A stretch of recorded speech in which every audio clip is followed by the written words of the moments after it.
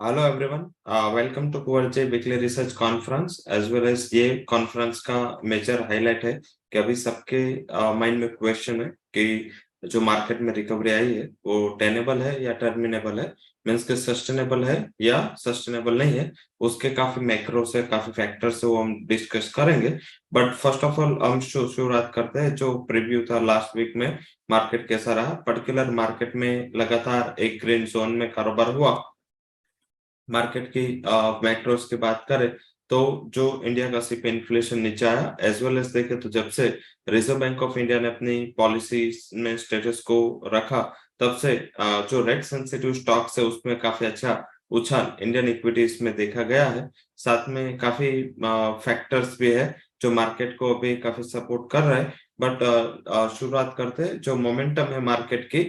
वो मोमेंटम जो last week की थी ये आ रही थी non negative means positive, means के कुछ भी फिर से कुछ ये वीक में नेगेटिव डेटा नहीं आए पर्टिकुलर इंडियन पर्सपेक्टिव से, जिसका काफी अच्छा फायदा ये मैक्रोस पे मिला। साथ में यूएस का सीपीआई इन्फ्लेशन नीचे आया, उसके बाद यूएस के मार्केट भी काफी स्टेबल रहे। अभी जो मैक्रोस जिस हिसाब से फेडरल रिजर्व ने काफी ट्राई किया था कि फेडरल रिजर्व अपना जो स्टैंड है वो शायद अभी आगे और ऐसा ही बरकरार रखे, तो आई थिंक ये जो मैक्रोस आ रहा है उसका और फेड का जो रेट एक्सपेक्टेशंस है उसमें काफी बड़ा डेविएशन हमने फ्राइडे एंड थर्सडे आता हुआ दिखा। वो डेविएशन क्या था?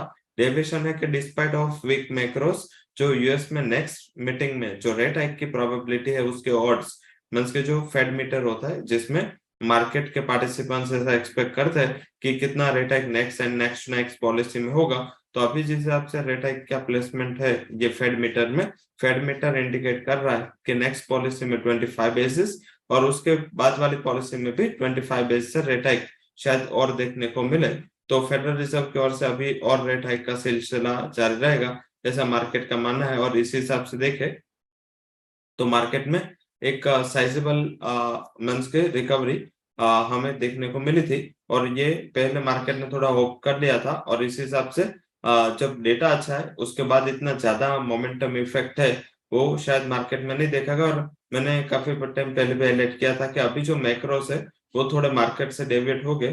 पहले क्या होता था कि मैक्रोस नेगेटिव आते थे तुरंत ही मार्केट पॉजिटिव जाता था क्योंकि रेट हाइक की प्रोबेबिलिटी कम हो जाती थी। बट अभी ऐसा नहीं है। But despite of that dollar index है उसमें कुछ गिरावट थी।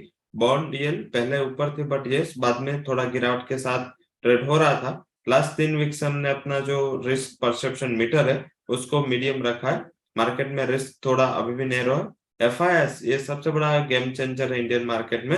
एफआईएस को मीन्स के उसका बाइंग है वो इंडियन मार्केट में कंटिन्यूअस रहा है। एफआईएस ने 3355 करोड़ के करीब की बाइंग लास्ट वीक में ही इंडियन मार्केट में की है। एंड लगातार वो अपना जो रुख है वो अभी पॉजिटिव रख रहा है। शायद लग रहा है कि जिस हिसाब से global uncertainty and global factors है उसके सामने इंडिया का जो आउट परफॉर्मेंस है उसको शायद ज्यादा वो तवज्जो दे रहा है। एफआईएस का इनफ्लो काफी इंपॉर्टेंट रहेगा क्योंकि जब वैल्यूएशन थोड़ा एक्सपेंसिव होते हैं मार्केट थोड़ी रिकवर हो जाती है उसके बाद इतना डीआईएस का फ्लो नहीं आता या रिटेल इन्वेस्टर एंड एचएनआईएस का फ्लो नहीं आता। बट ये जो मंथ के एफआईएस है वो कुछ भी भाव पे कुछ भी ले सकते हैं। पर्टिकुलर आप देखें तो बैंकिंग स्टॉक्स में जब रिकवरी होती है और जो सस्टेनेबल होते हैं तब बेसिक रीजन एफआईएस ही होता है। एफआईएस का लगातार जब बाइंग होता है तब वो बैंकिंग सेक्टर को ज्यादा प्रेफर करता है क्योंकि इंडेक्स में बैंक का वेट काफी बड़ा है। तो इस हिसाब से एंड काफी सेक्टर्स है जो अभी रिसेंटली वॉल्टाइल है, इस हिसाब से वो कंपेरेटिव बैंकिंग सिस्टम पे ज्यादा भरोसा कर रहा है। और जो ग्लोबली अभी हो रहा है पर्टिकुलर ग्लोबली देखे तो जो सबसे बड़ा फैक्टर वो बैंकिंग साइड से था। बट यस इंडिया ने जो एक कंसोलिडेशन है वो काफी टाइम पहले जो पीएसयू बैंक से उसमें कर दिया था। तो आई थिंक इसका एक जो नेगेटिव इम्पैक्ट है वो शायद इतना मार्केट पे नहीं आया। एंड जो ग्लोबली बैंकिंग सेक्टर का इम्पैक्ट है उसके सामने इंडियन बैंक्स में आप अगर चार्ट देखे, आईसीआईसीआई बैंक हो एचडीएफसी बैंक हो, सारे में रिकवरी देखने को मिले। हालांकि एचडीएफसी बैंक का रिजल्ट काफी इंपॉर्टेंट होगा, उसमें कुछ अनाउंसमेंट हो या उसमें मर्जर को लेकर कुछ डेडलाइन हो, तो आई थिंक इसके ऊपर मार्केट फोकस करना चाहेगा। बट यस लास्ट में अब मीन्स के हम मार्केट परफॉर्मेंस की बात करते हैं जिसमें Nifty realty auto and metal ये तीनों रेट सेंसिटिव स्टॉक्स है।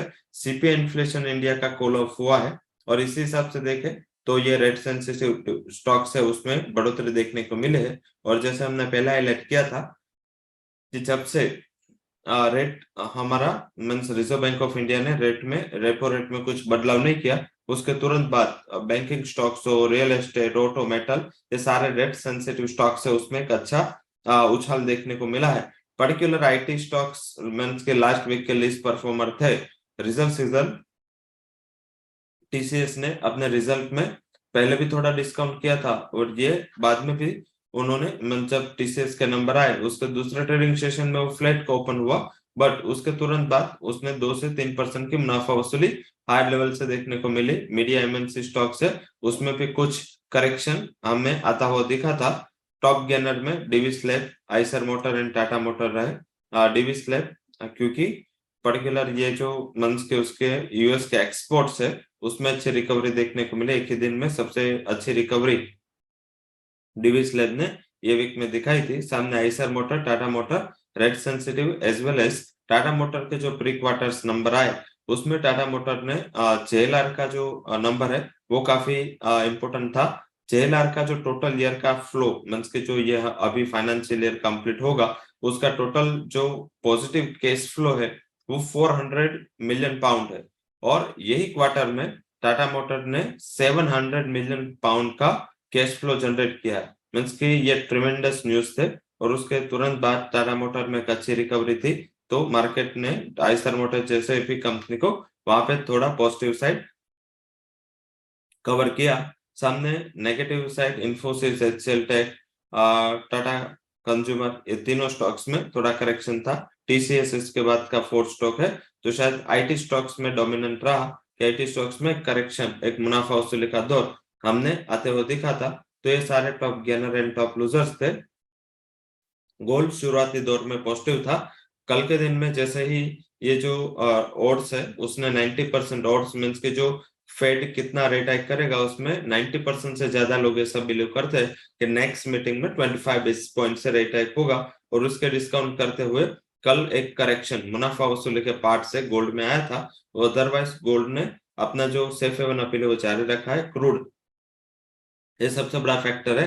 क्रूड लगातार जिस हिसाब से ओपेक ने अपना supply 1.16 million barrel per day से कट किया तब से क्रूड में एक अच्छी रिकवरी है।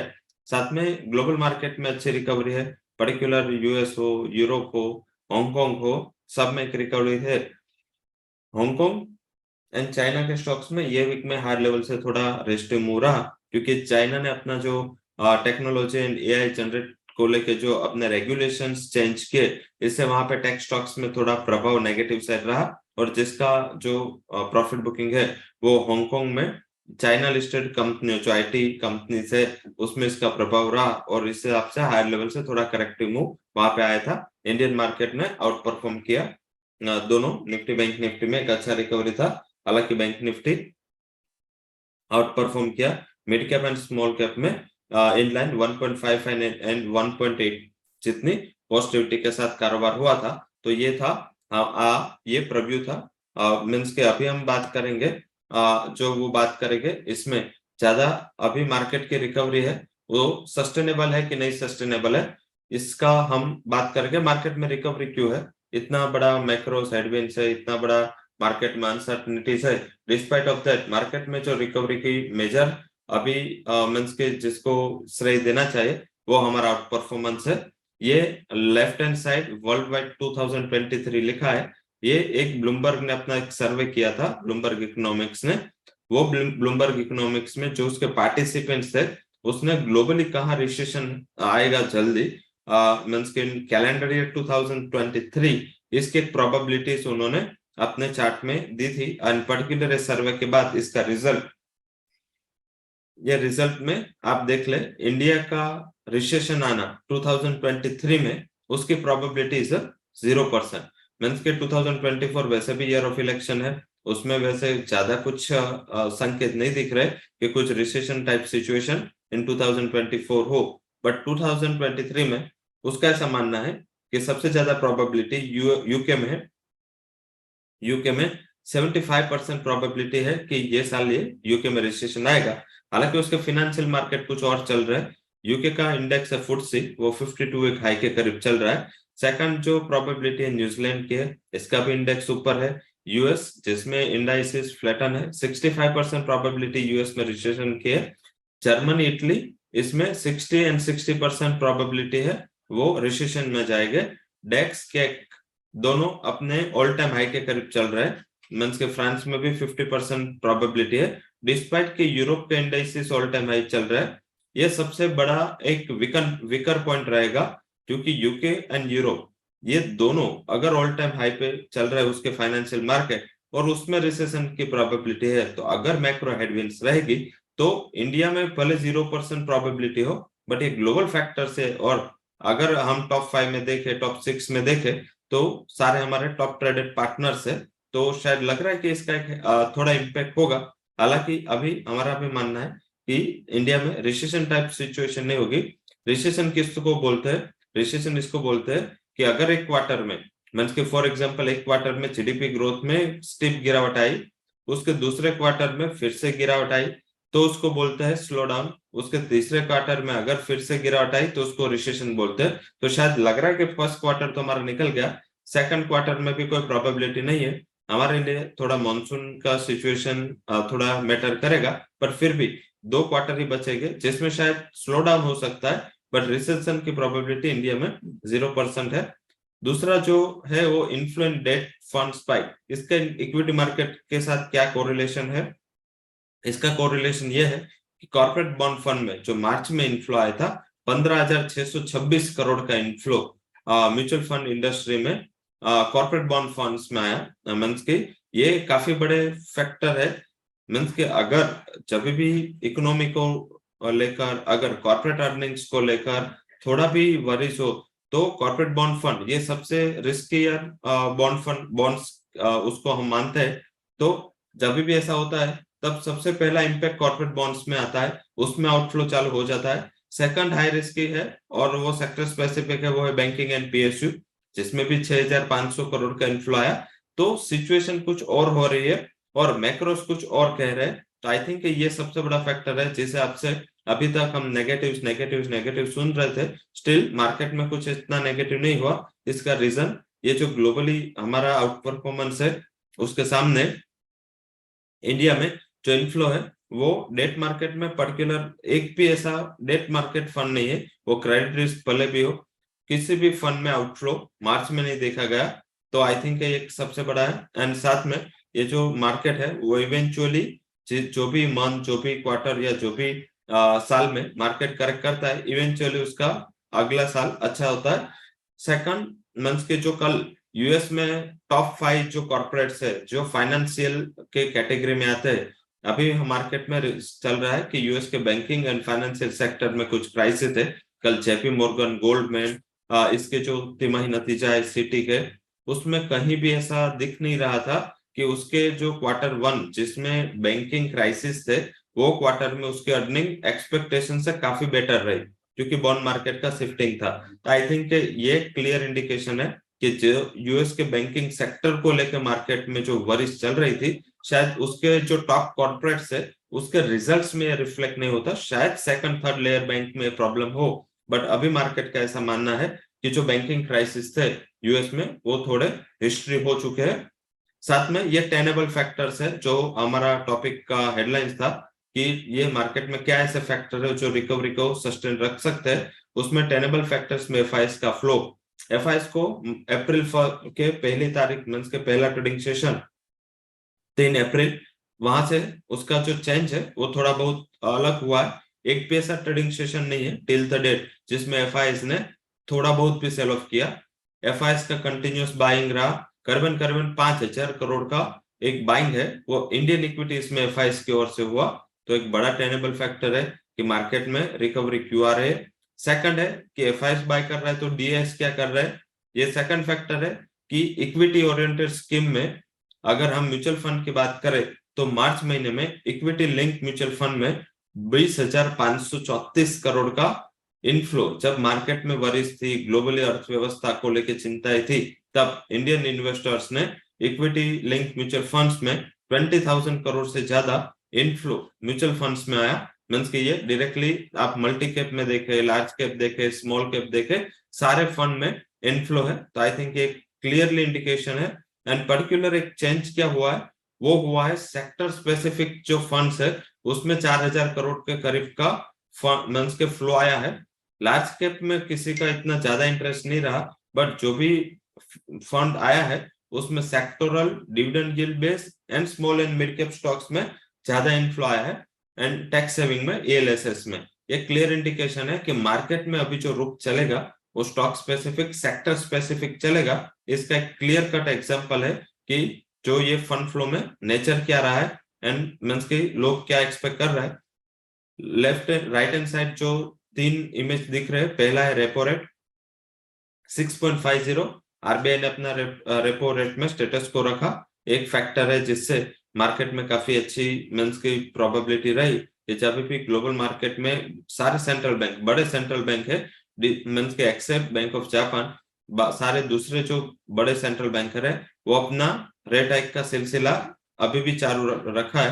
बट यस, रिजर्व बैंक ने ये जो अपना रेट हाइक है उसमें एक पोज दिया है। हालांकि ये पोज है वो टेम्पररी पोज है, उन्होंने भी उस कॉन्फ्रेंस में हाईलाइट किया था। बट मैंने जब बताया कि जब मार्केट के एक्सपेक्टेशंस कुछ ज्यादा नेगेटिव की होती है और कम नेगेटिव आता है तो ये मार्केट उसको पॉजिटिव लेता है। सीपीआई इन्फ्लेशन नीचे आया डिस्पाइट की फूड प्राइसेस का मार्केट को रिस्क लग रहा था, but yes CPI inflation fell to 5.66%।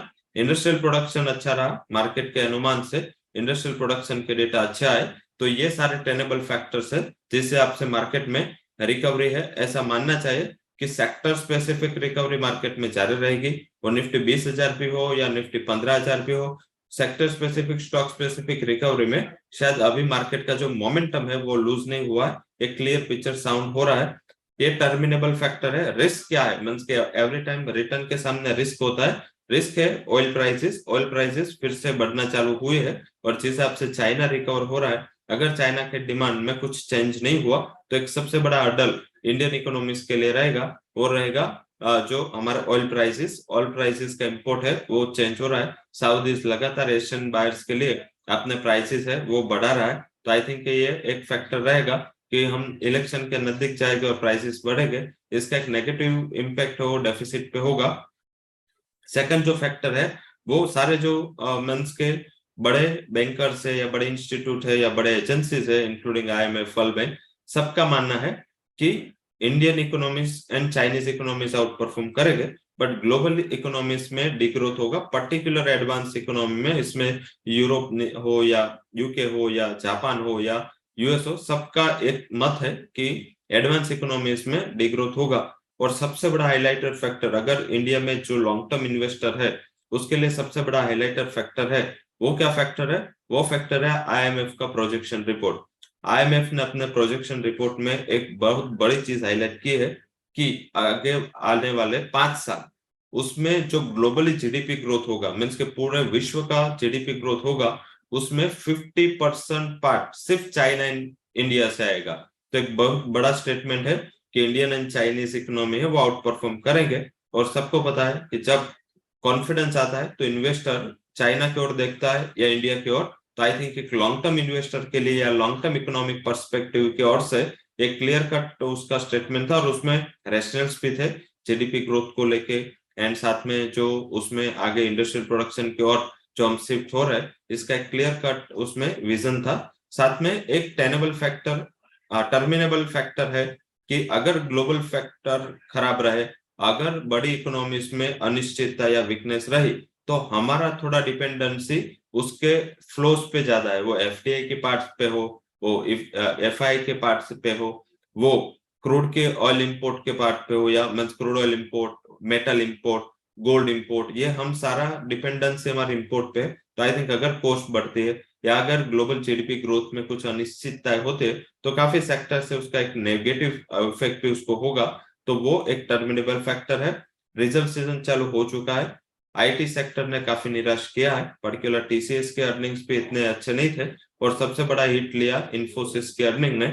पहली बार मींस के मैंने काफी टाइम से आईटी सेक्टर को ट्रैक किया है, काफी टाइम के बाद पहली बार इन्फोसिस ने इतना नेगेटिव रिजल्ट दिया है जिसमें जो कांस्टेंट करेंसी रेवेन्यू है उसमें 3% के ज्यादा का डी ग्रोथ है।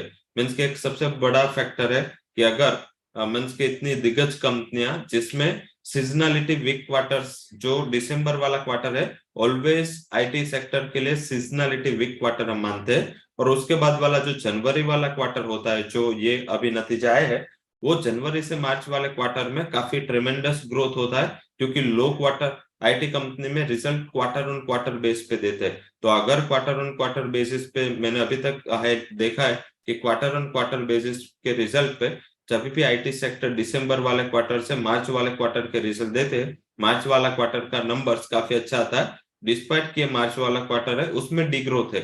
और मैनेजमेंट कमेंट्स इतने अच्छे साउंड नहीं कर रहे थे, तो लग रहा है कि एक डिजास्टर होगा, मीन्स आईटी सेक्टर का सेल ऑफ कंटिन्यूड होगा, और जो नियर पास्ट में रिकवरी आई थी, शायद लग रहा है कि ये रिकवरी वाइप आउट होगी। जिस हिसाब से एडीआर ट्रेड कर रहे थे, आईटी सेक्टर के लिए शॉर्ट टर्म में थोड़ा कोशियस रहना है। आई थिंक ये एक रिजल्ट सीजन का शुरुआत अच्छा नहीं रहा।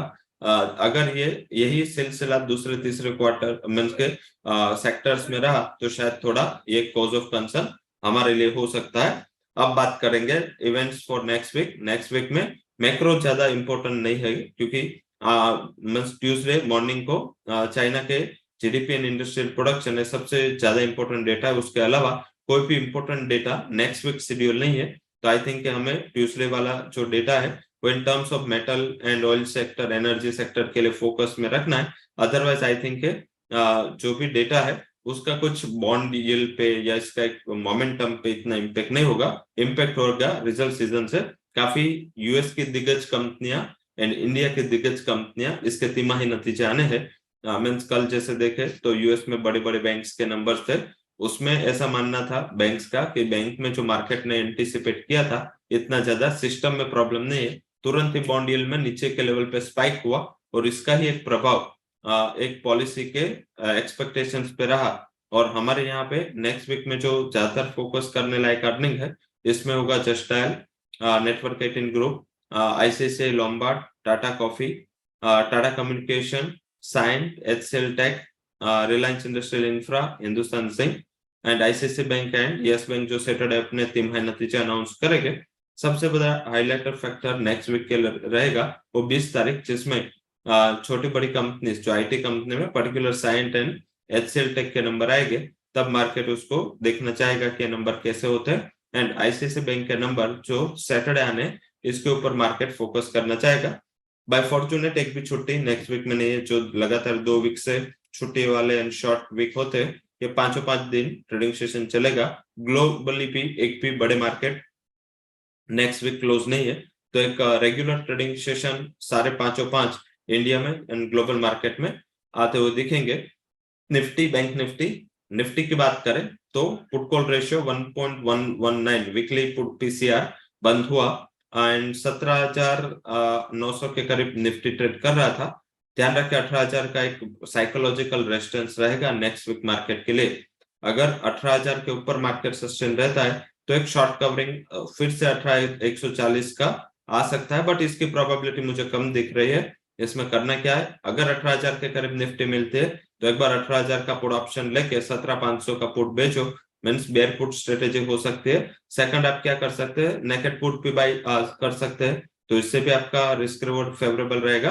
क्योंकि टेक्निकली देखे या उसके सामने आप अगर पीसीआर से देखे, अगर पीसीआर 1.19 से जंप होके 1.3 1.4 जाता है तो भी एक स्ट्रॉन्ग केस बनता है कि वहां से थोड़ा रेजिस्टिव मोमेंटम नेक्स्ट वीक में देखने को मिले, तो नेक्स्ट वीक में हायर लेवल से मुनाफा वसूली का प्रेशर होगा। अभी भी कॉल राइटिंग पुट राइटिंग के बात देखे तो लास्ट ट्रेडिंग सेशन में थोड़ा इक्वल डिस्ट्रीब्यूशन था निफ्टी में, बट तकलीफ क्या है सेलर्स के लिए, वो है बैंक निफ्टी। बैंक निफ्टी लगातार हाई पे हाई जा रहे हैं और टेक्निकली फंडामेंटली उसमें थोड़ा पॉजिटिविटी बनी हुई है।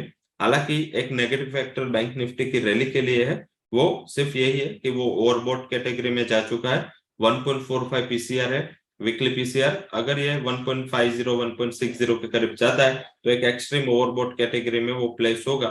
रेजिस्टेंस कहाँ है निफ्टी बैंक का, वो है 4,400 के करीब एक बड़ा रेजिस्टेंस प्लेस है। अगर मार्केट जैसे आईटी स्टॉक्स इन्फोसिस का एडीआर 10% डाउन था, एडिशनली कल 1.24% डाउन था, तो क्लब करे तो 11% का एक नेगेटिव मूव इन्फोसिस का ओपन में हो ऐसा इंडिकेशन है। आएगा नहीं आएगा उसका डिसीजन होगा, बट काफी फंड हाउसेस ने इन्फोसिस को डाउनग्रेड किया है, उसके अर्निंग्स को डाउनग्रेड किया है, उसके टारगेट्स को डाउनग्रेड किया है, तो शायद लग रहा है कि एक सर्किट के करीब नीचे ओपन हो।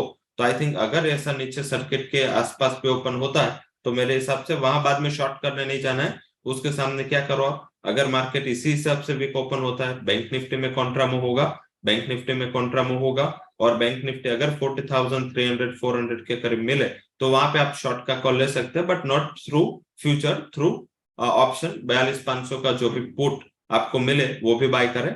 मुझे लग रहा है कि नेक्स्ट वीक में हायर लेवल से थोड़ा रेस्टिव मूव होगा। वीकेंड में जो फैक्टर्स चेंज हुए और फिर से रेट हाइक की प्रोबेबिलिटी यूएस में बढ़ी है, साथ में आईटी स्टॉक्स के जो अर्निंग प्लेस हुए है, इससे मुझे लग रहा है कि थोड़ा बहुत आपको नेक्स्ट वीक के लिए कोशिश रहना है in terms of indices. Stock specific opportunity अभी भी रहेगी, बट यस बैंकिंग स्टॉक्स में जो आउट परफॉर्मेंस है, अभी प्रॉब्लम क्या होगा आउट परफॉर्मेंस के बाद, अगर रिजल्ट सीजन अच्छे भी आते हैं एंड अच्छे भी आपको वहां पे प्लेसमेंट देखने को मिलते हैं, फिर भी थोड़ा बहुत कॉशियसनेस मार्केट के लिए हमें एक्सपेक्ट करना चाहिए। एंड जो ये 2 वीक में आपने फ्रीली बाइंग करके ट्रेड किया, इतना ज्यादा आपको ओपन हैंड शायद नेक्स्ट वीक के ना मिले, नेक्स्ट वीक थोड़ा वोलेटाइल हो सकता है। So that's all recommendations from Kuvarche Equity as well as derivative research. For detailed disclaimer, you can visit our website www.kuvarche.com, and thank you to all for joining this weekly conference call. A happy weekend.